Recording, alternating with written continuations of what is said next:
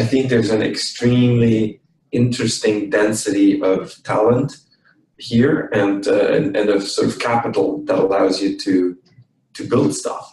And that's not just financial capital, but it's sort of intellectual capital as well, right? And so, you know, what made it so special for me was actually mostly my mentors, mostly, you know, people who have been successful here in the past and who are now ready to give both their financial capital and their intellectual capital back into the ecosystem by investing in sort of young, you know, randos like me and giving me a chance.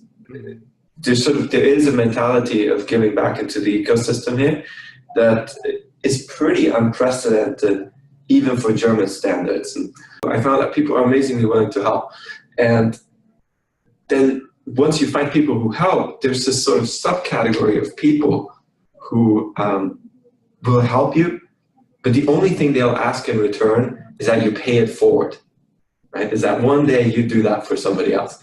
And part of the reality is, you know, we talk a lot about the magic and everything, but the truth is that people work really, really, really hard at Stanford, right? So you know, things move quickly and you can get stuff to move quickly.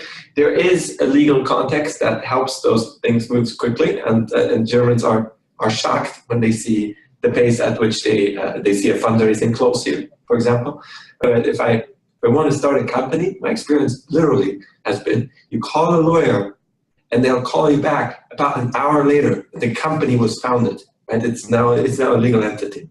Mm-hmm. And, you know, they don't charge you because that was just such a small, you know, once you make money, we'll talk about it, right? There's the social and mentality aspects. And look, I mean, of course, the big thing that everyone talks about, I think rightfully so, is the willingness of people to fail, right? I think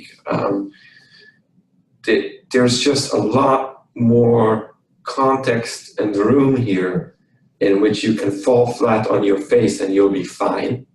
Mm-hmm. And as such, people are willing to take much higher risk.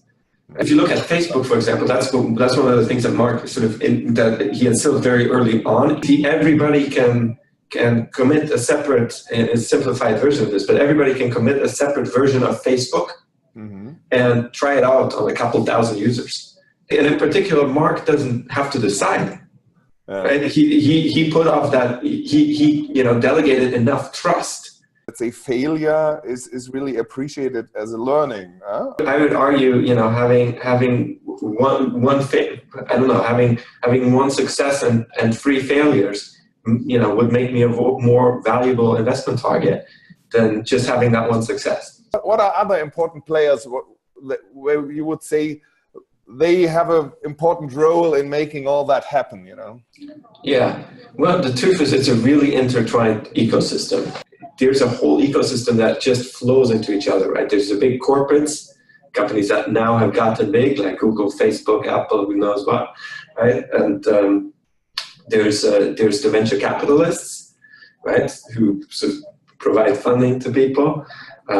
There's the academic institutions, there's the entrepreneurs, and there's sort of the retired entrepreneurs who, you know, become mentors and board members and people who give advice. The truth is, I mentioned all of those distinct entities, but they're actually not distinct, right? Because the reality is that that professors, you know, of graduate students also are venture capitalists who then fund their students' ideas. And graduate students, while they might be sitting at Stanford, are also at the same time employed by Google and really spend Mondays at Stanford and Tuesdays and Wednesdays at Google's and maybe Thursday at, you know, at Twitter, working on the same scalability issue.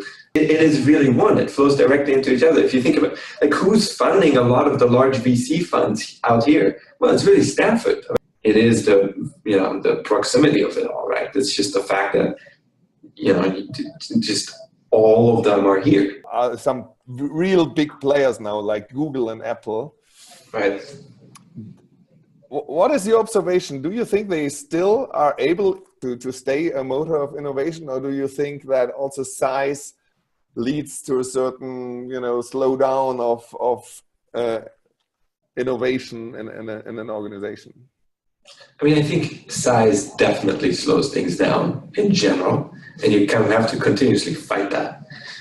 I think Google has actually done a phenomenal job as one key example of fighting that. Very early on, principally realized that innovation does not happen centrally.